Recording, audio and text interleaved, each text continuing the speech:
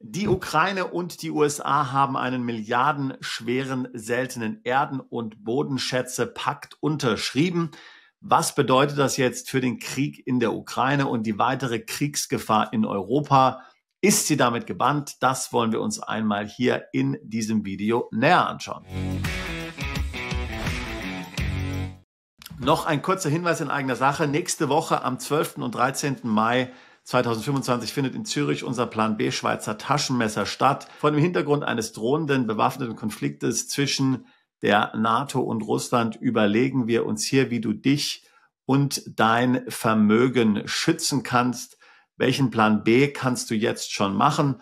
Unser Plan B Schweizer Taschenmesser Seminar umfasst 7 Bereiche, wie zum Beispiel zweite Staatsbürgerschaften, natürlich auch das Thema Auswandern, Konten im Ausland, Firmenstrukturen im Ausland. Genau mit diesen Fragen werden wir uns hier intensiv für 2 Tage beschäftigen. Neben Dein und mir wird auch der General außer Diensten Erich Warth da sein. Er war Sicherheitsberaterin der Kanzlerin Merkel für 8 Jahre. Er wird uns hier seine exklusiven Einschätzungen zur geopolitischen Lage geben. Er hat Zugang zu Informationen, die wir alle nicht haben und wird diese hinter verschlossenen Türen mit dir teilen bei unserem Seminar. Er war auch schon bei früheren Seminaren von uns dabei und hat sehr guten Anklang gefunden. Wenn dich dieses ganze Thema interessiert, wenn dir generell die Situation in Europa hier suspekt ist, jetzt nicht nur wegen einer möglichen Kriegsgefahr, sondern auch wegen dem Überwachungsstaat, in den sich hier die EU nach und nach verwandelt und auch der politisch aussichtslosen Situation in Deutschland, dann ist dieses Seminar für dich und ich würde mich freuen, dich dort begrüßen zu dürfen.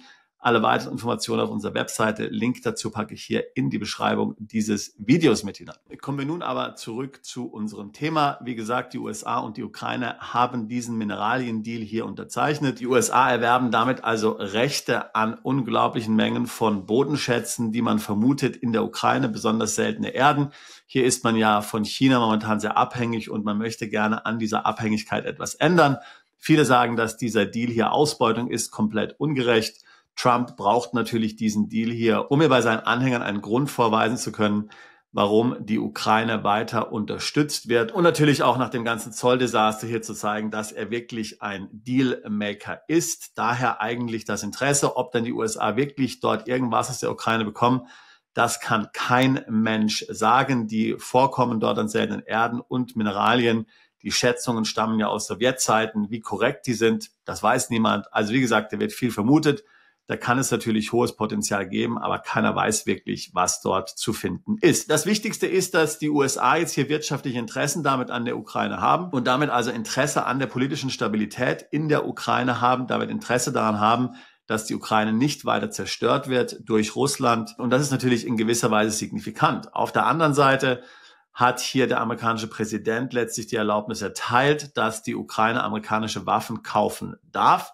Das war ja bisher nicht möglich. Hier wurden nur die Waffen geliefert, die Biden noch versprochen hatte. Jetzt aber darf die Ukraine auch neue Waffen direkt in den USA einkaufen. Auch das freut natürlich Trump, denn wenn hier Business generiert wird in den USA, weil die Ukraine Waffen kauft, dann ist das natürlich gut für ihn. Ob das jetzt tatsächlich etwas bringt, um hier die militärischen Aussichten in der Ukraine jetzt in Zukunft zu verbessern und was diesen Krieg anbelangt, das muss man natürlich sehen. Wahrscheinlich wird sich das Ganze jetzt noch etwas länger herauszögern. Zelensky hat ja auch noch nicht dem gesamten Friedensplan der USA zugestimmt. Dieser Mineraliendeal war ja nur ein Teil von 7 Punkten, der hier letztlich Teil dieses Friedensplans ist. Und Trump hat ja schon gesagt, wenn sich die Parteien nicht einigen können, habe ich keine Lust mehr, dann steige ich aus. Dann werde ich hier nicht mehr weiter am Verhandlungstisch mit den Russen und den Ukrainern sitzen wollen. So, die Gefahr für Europa eines russischen Angriffes ist natürlich entscheidend damit verbunden, inwieweit Russland hier weiterhin in der Ukraine mit seinen Ressourcen gebunden ist. Je länger der Krieg in der Ukraine geht, desto länger wird es wahrscheinlich auch dauern, bis Russland hier möglicherweise ein Ziel in der EU in einem NATO-Land angreift, zum Beispiel im Baltikum. Ich weiß, dass viele hier Putin für einen Heiligen halten, für einen Gutmenschen halten und denken, er würde so etwas nie tun. Wie gesagt, meine Meinung ist dort anders. Ich bin seit dem Jahr 2000 in Russland engagiert. Ich habe seit dem Jahr 2000 hier vielfach Personal in Russland rekrutiert im Bereich Softwareentwicklung. Ich habe viele Softwareentwickler aus der Ukraine, aus Russland, aus Weißrussland in die USA gebracht, nach UK gebracht. Ich kenne viele Russen ziemlich gut. Schon damals in den 2000er Jahren war es so, dass viele intelligente Russen sehr große Skepsis hatten bezüglich Putin und ihm nicht getraut haben. Schon damals sind sehr viele intelligente Russen, also eben Leute wie zum Beispiel Softwareentwickler, aus Russland weggezogen, weil sie dem Putin schlicht und ergreifend nicht getraut haben. Und das war schon lange hier vor dem Ukraine-Konflikt. Man muss ja wissen, dass Russland schon lange vor dem Ukraine-Konflikt in vielen anderen ehemaligen sowjetischen Republiken, zum Beispiel Georgien, hier in militärische Konflikte involviert war und ziemlich hart durchgegriffen hat. Also da gibt es schon natürlich gewisse Präzedenzfälle, auf die man sich hier berufen kann. Und selbst wenn Putin tatsächlich der Gutmensch ist, muss man natürlich auch sehen, dass er hier unter Druck ist in Russland selbst von bestimmten Kräften. Vor allen Dingen hat er jetzt eine boomende Kriegswirtschaft. Er hat es ja geschafft, viel besser als die Ukraine hier für Nachschub zu sorgen. Er hat natürlich die besseren Verbündeten, Iran, Nordkorea und China. Also hier scheint der Fluss von Ressourcen, sowohl von Soldaten als auch von Waffen und Munition zu funktionieren aus diesen Ländern. Gerade sollen 1,5 Millionen neue Soldaten in Russland rekrutiert werden.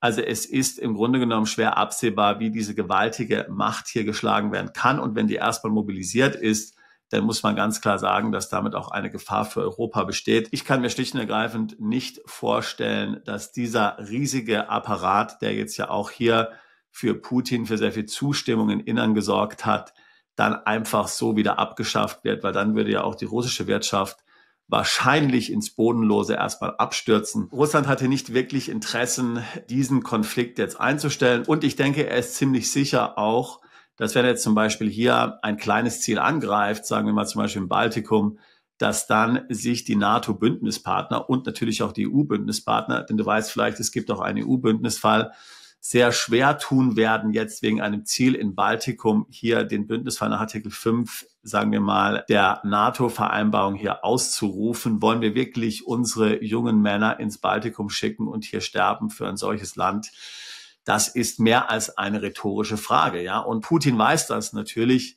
Und insofern wird er sicherlich hier mal testen wollen, inwieweit jetzt wirklich hier die Partner hier bündnisbereit sind. Es kann natürlich auch komplett andere Szenarien geben, weiß ich, es kann zu irgendwelchen Missverständnissen, zu irgendwelchen Unfällen kommen oder es kann sein, dass die Gemüter hier in Polen zu sehr erhitzt werden und dann Polen mal hier einen einseitigen Angriff startet. Oder es kann sein, dass in der Ukraine irgendwas passiert mit der Unterstützung von westlichen Waffensystemen. Also, was ich sagen will, die Möglichkeit, dass das Ganze hier eskaliert, außer Kontrolle gerät, ja, ist meiner Meinung nach sehr groß. Ich kann nicht sehen, dass es hier letztlich sehr schnell zu einem Frieden kommt. Meiner Meinung nach werden Historiker in 100 Jahren sagen, dass der Dritte Weltkrieg im Februar 2022 begonnen hat.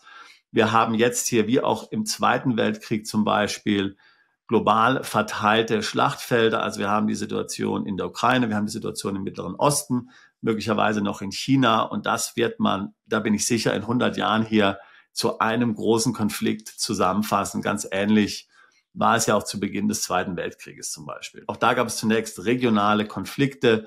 Deutschland, dann Italien, Abyssinien und natürlich dann Japan. Und erst später wurde das dann hier zu einem solch globalen Konflikt. So, das ist jedenfalls meine Einschätzung. Also wie auch immer das Ganze jetzt ausgeht in der Ukraine und ob es da zu Frieden kommt und wie schnell, wir werden uns hier auf längere Konflikte in der Welt vorbereiten müssen. Ich denke, die Situation im Osten Europas ist brandheiß. Wir wissen, wie hier die deutsche Bundesregierung reagiert. Aufrüsten, aufrüsten, aufrüsten.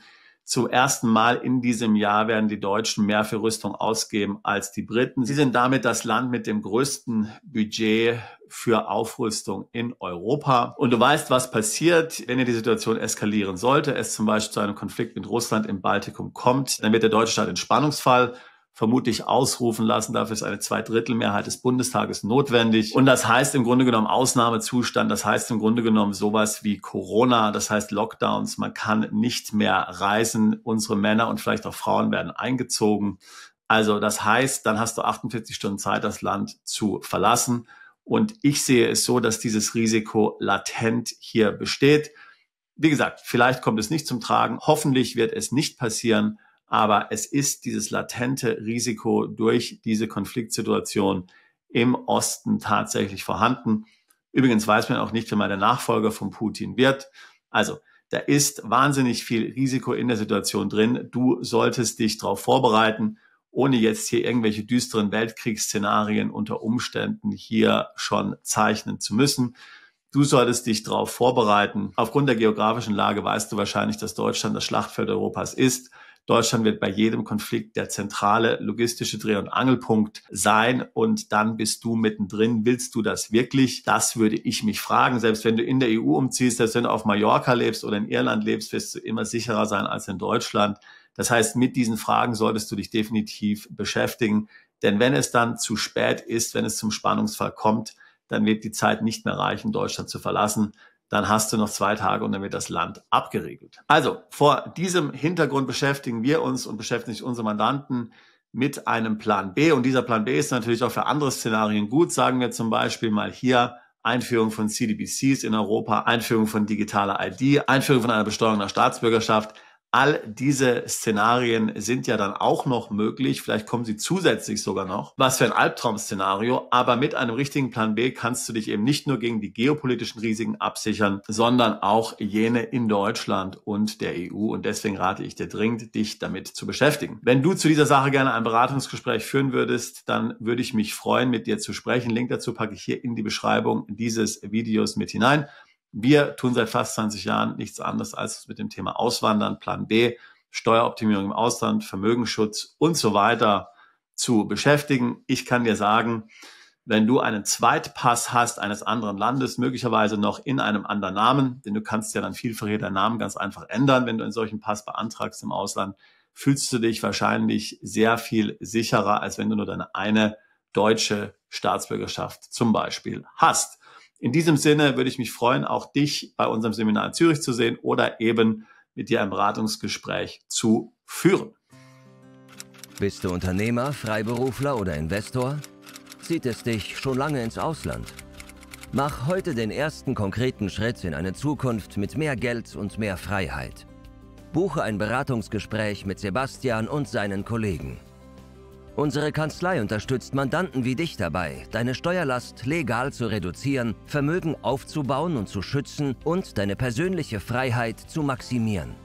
Profitiere jetzt von unserem Fachwissen und unserem Netzwerk. Gehe zu mandatierung.com und werde Mandant unserer Kanzlei.